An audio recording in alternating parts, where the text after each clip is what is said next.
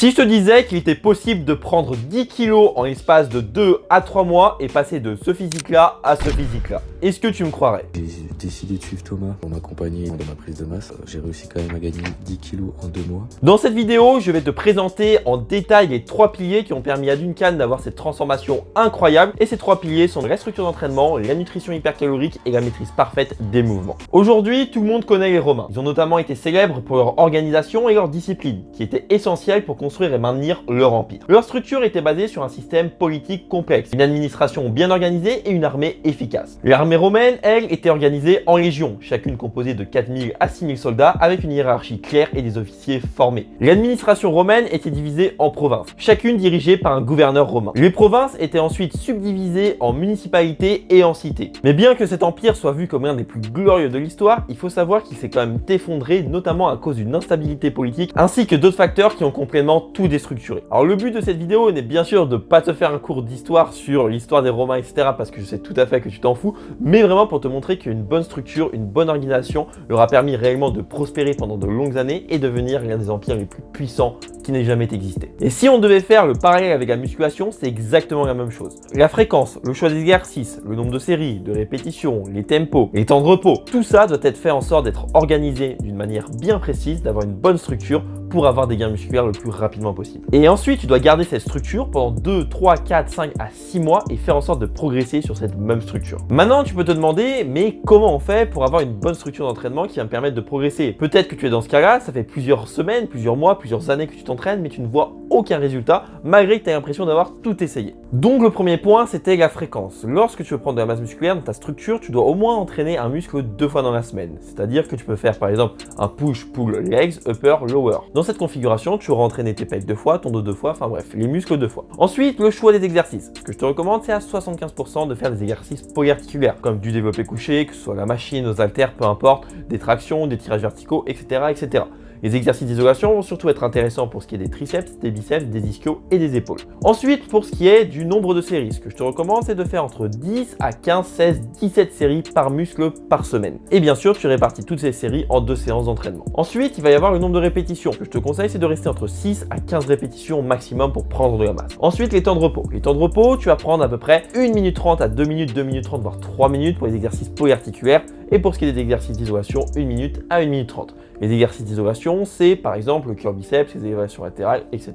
Et le tout dernier point, c'est les tempos, ou devrais-je dire plutôt la vitesse d'exécution. Donc lorsque tu vas exécuter un mouvement, ce que je te recommande, c'est de faire le plus rapidement possible, mais avec une bonne technique et en sentant tes muscles. Donc ça veut dire que tu vas essayer d'aller rapidement, mais il va quand même y avoir du contrôle, et du contrôle avec tes muscles. C'est très très important de ne pas lâcher la barre comme ça, parce que sinon tu ne vas pas prendre de muscles, car toute l'attention ne sera pas sur tes muscles, mais plutôt sur tes articulations, tes tendons, etc. Et tu laisseras du coup la gravité faire le travail à ta place. Et donc si on reprend mon élève qui a hyper bien progressé en seulement 2 mois, son programme d'entraînement était un all body, c'est-à-dire qu'il entraînait le haut du corps, bas du corps, haut du corps, bas du corps. Il faisait donc 4 séances à raison de 12 séries par muscle par semaine. Les répétitions étaient entre 6 et 15 reps et les temps de repos entre 1 minute à 2 minutes 30, 3 minutes en fonction des exercices. La dernière fois, j'étais sur Instagram et je parlais avec un abonné. Et il me disait qu'il n'arrivait pas à prendre un seul gramme, malgré qu'il mangeait comme 4. J'ai regardé son plan d'entraînement, son plan de nutrition, etc. Et je me suis vite aperçu que ça venait de l'alimentation. Après avoir regardé en détail son plan d'alimentation, d'analyser ce qu'il mange, etc. quand il le mange, je lui ai demandé comme ça cette question qu'il a trouvée un petit peu étrange de où est-ce que tu as trouvé toutes ces informations? Quel blog, quelle vidéo YouTube, etc. Et la plupart des gens qui m'a donné, c'est que ces gens n'étaient pas en fait spécialisés dans la morphologie pour les personnes minces. Ces conseils étaient beaucoup trop généralistes et pas adaptés à la morphologie skinny. Et pire, certaines personnes ciblaient les personnes qui veulent perdre du poids, ce qui est à l'opposé de nous ce que l'on veut. Parce que ce que tu dois comprendre, c'est qu'en tant que skinny, tu as un métabolisme qui littéralement brûle énormément de calories. Même quand tu fais rien, même quand tu dors. Et il suffit que tu sois malade 2 à 3 jours pour que tu perdes 5 kilos. C'est pourquoi tu dois appliquer des stratégies bien précises, spécialement réservées pour les personnes minces. Première stratégie, c'est la stratégie des collations. En plus de faire 3 repas dans ta journée, tu vas ajouter 2 collations à 10h, 16h et ou à 22h. Le but de ces collations, c'est que ça te permette d'ajouter 400 à 800 calories dans la journée. Et pour ces collations, les aliments que je te recommande, c'est tout ce qui va être des oléagineux, donc les noix de cajou, les amandes, etc. Ensuite, les barres de céréales qui sont très intéressants, par exemple les Grenea qui vont t'apporter seulement avec 3 barres 400 calories. Tu as aussi les pains de mie avec du beurre de cacahuète dessus, ou autrement le gros game changer, les gainers. C'est-à-dire que tu vas mettre plusieurs aliments, donc de l'avoine, des fruits, de la whey, du beurre de cacahuète, de l'eau, et tu vas mixer le tout, et comme ça tu auras quelque chose de hyper calorique. Ensuite, une fois que tu as fait la stratégie des collations, tu vas faire la deuxième stratégie qui est de manger des aliments prise de masse. C'est-à-dire des aliments qui sont denses en calories, donc qui ont beaucoup de calories pour 100 grammes, comme par exemple, comme je te l'ai dit tout à l'heure, les oléagineux, comme par exemple mettre de l'huile d'olive, comme par exemple prendre du steak 15% parce qu'il y a plus de matière grasse, même s'il faut faire attention à ne pas trop en consommer. Tu vas aussi avoir les produits sucrés, comme par exemple le chocolat, les gâteaux, que je recommande pas en grosse quantité, mais par exemple en pré-workout pour avoir un petit peu d'énergie. Les aliments fast-food, mais les fast-food qui sont faits maison ou alors par exemple dans une brasserie, voilà, qui sont beaucoup plus sains pour la santé.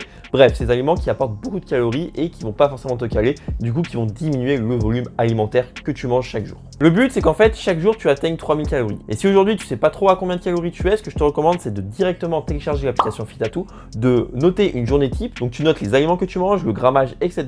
Et ensuite, tu verras à combien de calories tu es aujourd'hui. Si, par exemple, tu as 2000 calories, passer à 3000 sera beaucoup trop et tu risques d'abandonner rapidement. Ce que tu dois faire, c'est aller graduellement. Donc, si aujourd'hui, tu es à 2000, tu passes sur un plan alimentaire à 2300 calories et tu augmentes comme ça chaque semaine de 250 à 300 calories. Wilma Rudolph est née prématurément et a souffert de polio, qui lui a laissé une jambe qui est beaucoup plus faible comparée à l'autre jambe. Elle a donc dû porter une attelle pendant de longues années et a suivi beaucoup de séances de physiothérapie. Et aussi surprenant que ça peut être, Wilma a trouvé sa passion dans la course à pied. Et elle a commencé à mettre beaucoup d'efforts, elle a commencé à être passionnée et à être vraiment disciplinée par rapport à cette discipline. Mais le problème, c'est qu'elle avait énormément de mal à courir tout simplement parce qu'elle avait une jambe faible. Et du coup, là où beaucoup de personnes auraient abandonné parce qu'il y avait un obstacle, parce qu'elle s'est dit, voilà, c'est ma morphologie, parce que ma maladie et cette jambe faible ne me permet pas de courir, qu'est-ce qu'elle s'est dit, elle, c'est non. Je vais adapter ma technique de course pour faire en sorte d'être la plus performante possible. Et donc, elle a passé des heures et des heures avec son entraîneur, son préparateur physique, pour trouver une technique qui lui convenait parfaitement et qui permettait de compenser sa jambe faible. Elle a travaillé vraiment sur des mouvements précis, des mouvements qui étaient maîtrisés, comme par exemple sa technique de course, sa poussée de jambe, etc. Et petit à petit, à force d'entraînement, elle a commencé à améliorer sa forme et sa vitesse. En 1960 se déroulent les Jeux Olympiques à Rome. Wilma y participait. Elle n'avait qu'une seule chose en tête,